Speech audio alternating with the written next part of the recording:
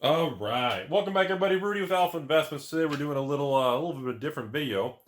We're going to go talk about reserve lists and price spikes because there's been, with all the massive hoopla going on with these flashy new products, this new wave and shifting of Wizards of the Coast and new Magic cards. No one's really talking about reserve lists and old school and investing and stuff like that. It's really become almost a secondary, more of a hush hush thing. But I really want to let everybody know a couple of things that there is a lot of quiet money moving around. A lot of the older cards are actually seeing some serious upticks. And I really want to compare that. I'm even going to stand over here and show you guys some graphics because some of this stuff is very surprising. Some of it's not. And I'm going to give you guys my opinion on each one of these recent jumps. So I just got like some of these 8 cards. So I'm going to go through it. Let's just jump into it. Let's talk about it. And I'll give you guys my opinion. So first thing, right up here we got Talarian. Talarian Community College. Academy? College? So here's the thing. If you look at these graphs, you look at these cards, you can see over the years that there's always attempts to like spike up the price. And as you can see in the charts, usually it falls back down, but never goes back to the previous low. This is old news. We're talking about for years. Nobody really cares. It's boring. But when you see continuous attempts to push higher and higher, and again, the reserve list, there's not going to be a reprint no matter what the internet and all the scholars on the Reddits and the message boards want to tell you. There's not going to be a reprint of reserve list cards no matter what the noise on the market says. And, you know, these are the example of the cards that you have Talarian, for example, pushing above $75 a card. Now, of course, when you research these cards, you can usually find cheaper versions that are played, heavy play and damage, which usually skew the numbers lower or higher than what they really are if you look for light play or near mint only. Biggest thing is, in my personal opinion, I think I maybe have like maybe 20, 30 copies of this card in one of my Urus books. But I mean, card like this, it's going to be eventually 100 plus. It's going to do its thing. Now, whether this spike holds or pulls back, chances are it's going to have the typical 30-40% retracement. So if you're watching this now and these are cards you want, if you need it for a deck to play with it, go ahead and buy it. But if you're looking for long-term investment, best price, chances are whenever you have a hard hit, you're going to have a small 1/3 retracement before it stabilizes and then goes sideways in, you know, consolidation period for 3-6 months, just like you see in this chart, before we see another leg up.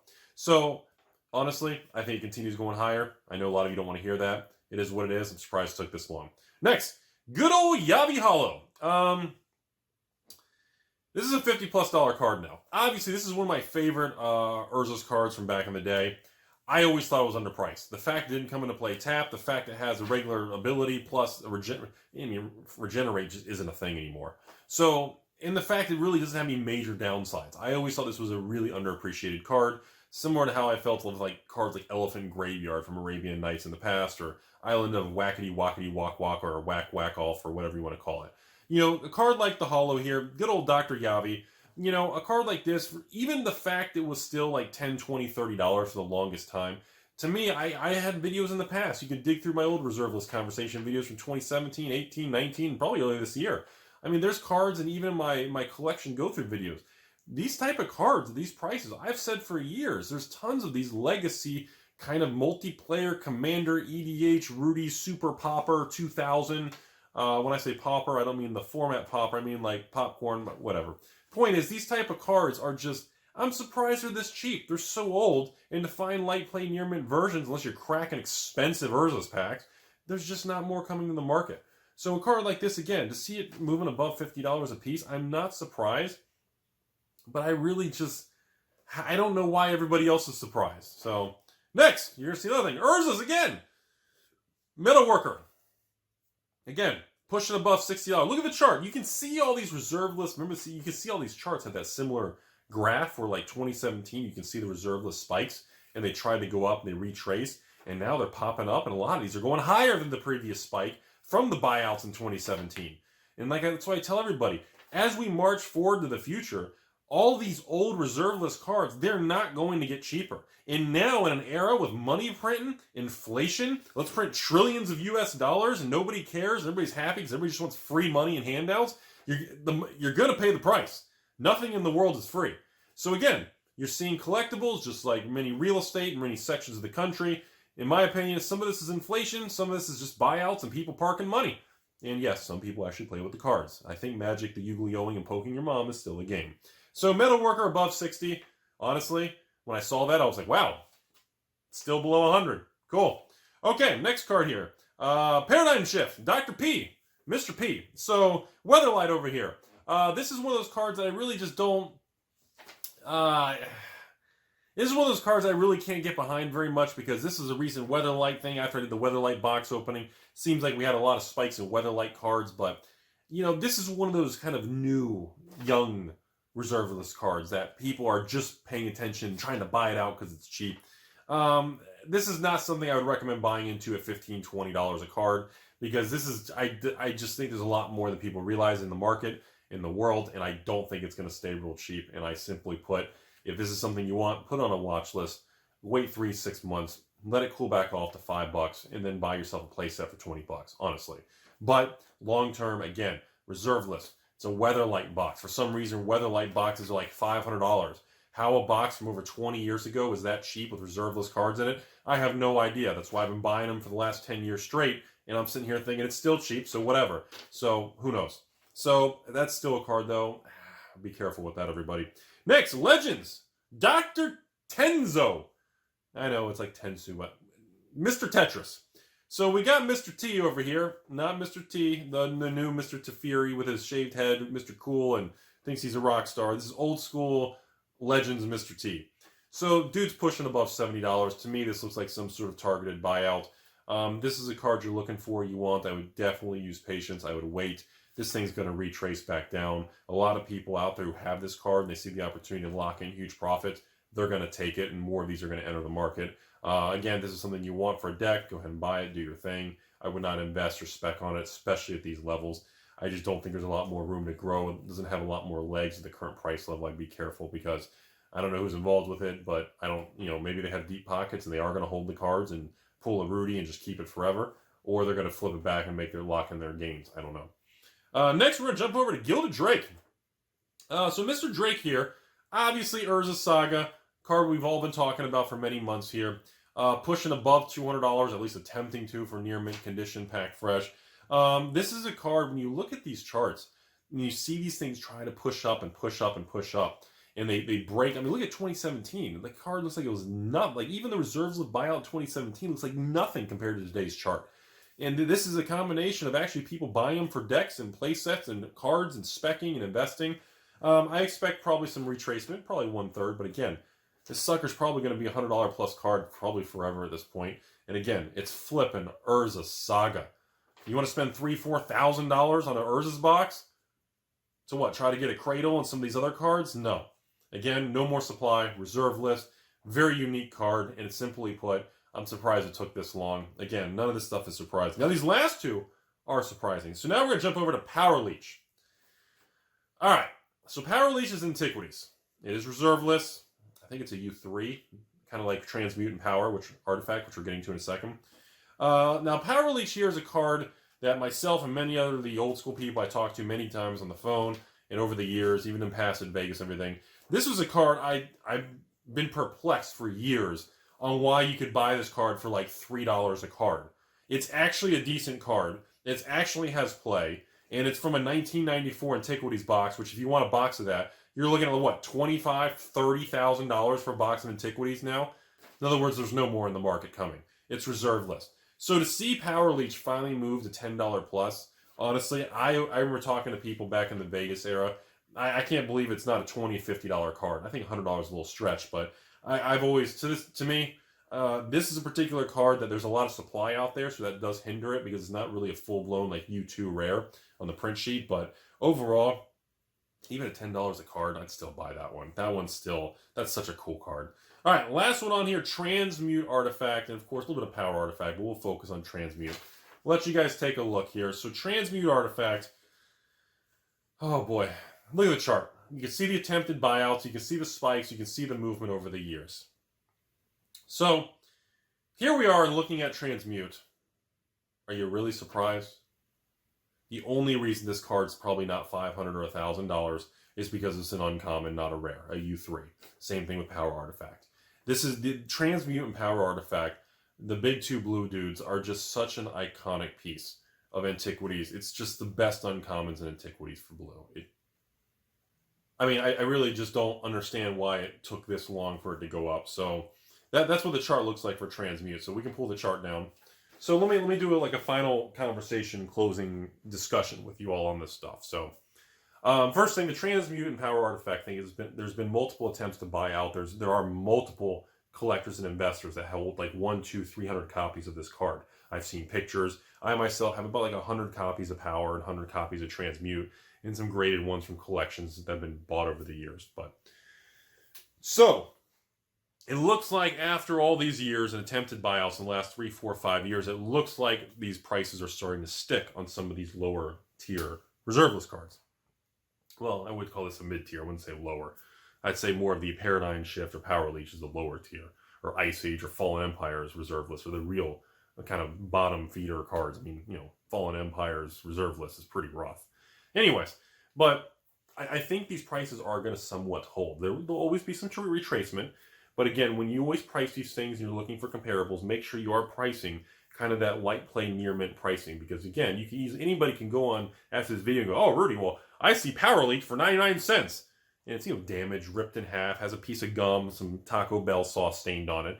And they think that it's like, oh, look, he's lying, you know. So make sure you understand the condition of these cards. Remember, the older the cards are, the more condition sensitive that these type of products are, and the more the prices swing based on the ages of these things, because they become very condition sensitive, because they become gradable cards. And these old cards, people send them off. They scrutinize every little, you know, nick and chip on the card, which becomes very important. So overall, my opinion is that quietly, for those of you still watching this late in the video, which I know is almost nobody, there's a lot of movement happening, but it's very quiet in the reserveless world. I think it's kind of intentional. I think people doing a lot of buying are trying to not really shake the hornet's nest, and they don't really want a lot of videos made and a lot of, you know, attention, because a lot of people who are getting extra money, or they're doing very well in this new evolved economy and online and everything, I think they are parking money in collectibles and higher end collectibles of older Magic and, you know, Wizards of the Coast era sealed boxes of Pokemon and original Yu-Gi-Ohs and comic books and coin collecting, commodities and cryptos and stamp collecting. And, you know, there's a lot of video games. Don't want to miss the video game world. Jeez, it's going to be massive. So when you look at all this stuff, I don't think it's really a bubble. I don't think, like all these cards going up that you're seeing now, I don't think these are bubbles that are going to crash. And I'm really starting to pay more attention to this reserveless stuff, because honestly, I look back at some of the prices from the 2017, 2018 reserveless boom and how it crashed and we leveled, and we're starting to see a lot more upticks in these old reserveless cards. So before I end the video here, I also want to add, I'm going to make another video on this, but for example, something I've been monitoring for a while on eBay, for example, is unlimited Moxins, like, you know, Mox Pearl, Mox, you know, Sapphire, Emerald, Jet, you know, Emerald, Jet, what did I miss? Oh, Ruby. And, you know, I've been looking at these unlimited Mox cards. And, like, you know, I usually do, like, little quick things. Just takes a second. Like, I'll go on eBay, hit sort by cheapest, unlimited Mox. Any of them. Just unlimited space, Mox, press enter, buy it now only. And I just look, what are the bottom 5 cheapest Mox cards on eBay? And as of the filming this video, like, the cheapest couple Mox cards on eBay in unlimited white border are like $1,700 to $2,000, which is significantly higher than what it was even 30, 60 days ago, when the bottom cheapest Mox cards in unlimited were like 11, 12, 13, 1400 range. So we are, and so the big heavy hitters in Power 9 and older cards, there is buying going on. And while everybody knows, even during the slowdowns of 2020, you guys, Rudy continued to buy his old, you know, Rudy pumps but doesn't dump, and always keeps his, you know, that's still funny, that still cracks me up. But, you know, I still been buying collections and vintage, and even when stores and buy lists, all this stuff was going on. And I think the market's really starting to have some price adjustments from these people injecting money into this older stuff. And I don't know if it's going to start getting more attention or not. But as long as Wizards continues to fire on all cylinders and these new products continue to boom, and we don't see any crashes or collapses or products falling apart from Wizards, it's been a long time since we've really seen products fall apart on new releases. I mean, we haven't had an iconic Masters 25 situation, or a Global Series dual decks. We haven't had any hard drops in a long time. We've had some downshifts from like Theros collector's boxes, or, you know, Commander 2020 went down from the high. Commander 2019 went down and come back. And I mean, we're seeing, but I don't really consider those like crashes like iconic Masters did, or Masters. I mean, we're talking where it was a really hard hit, and that really did, or Rivals of Ixalan, regular Ixalan. Hour of Devastation, Online Cat. I mean, we're talking products that came out in bankrupted stores. You know, I remember stores that were doing box openings on the Hour of Devastation, Online Cat area with lottery cards. And these stores were buying like 500 boxes, did massive box openings with the lottery cards, and they were losing $10,000, $20,000. Like they were going out of business from this stuff. Same thing with Iconic Masters. Stores literally went out of business. LGS has failed because of these things. And we're not seeing that. And I feel as long as things continue to just go full steam ahead, the reserve list vintage conversation of investing in old cards aren't going to seem and feel important. It's not going to feel important. There's a thumbnail. It's just not going to feel important to most of the world because everybody's looking in this direction and no one's turned around seeing what's going on quietly kind of below the surface. So I wanted to give everybody a nice conversation today. That's what I see happening. Overall, in conclusion, the economy in the world continues to evolve. Brick and mortar in the economy is really hurting a lot of people and crushing a lot of families and incomes, and the divide between the wealth and socioeconomic classes continues to get worse, which to me is very troublesome.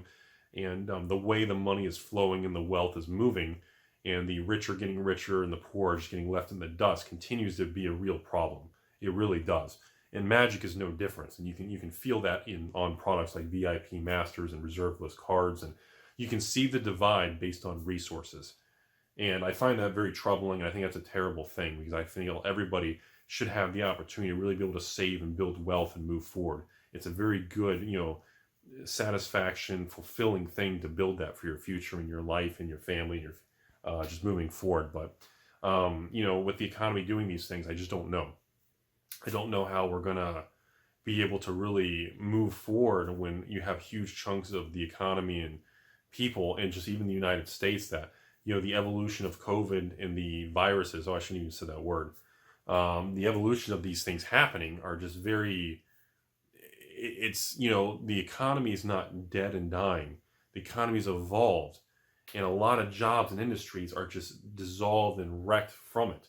There's still money flowing and industries booming, but it's shifted hard. And it's really left a lot of people in the dust, and certain sectors don't have the ability to evolve like that. And it's very troubling. But that's where we are. Hope you guys learned something today. Hopefully I don't get wrecked for saying the virus word one time, but it's 2020, did the best I could. I don't really want to change the video from something silly like that. But like I said, be safe out there. Hope everyone's having a great day. As always, appreciate the views and support and everybody, all the patrons that allow this to be possible. And sorry, I know I still get messages every day. There still is no intention to ever create any additional patron slots, even though it's been like months and months since I've kind of clamped down on the Patron and letting new people sign up. Again, every once in a while, you guys can check if you want to be a supporter on Patreon. I know, when someone closes their account, there's about like a 53 to 55 minute window before their one slot pops open, before it kind of updates, and I kind of keep it adjusted. So, some of you are lucky, you can grab a slot, but it's worked out really well.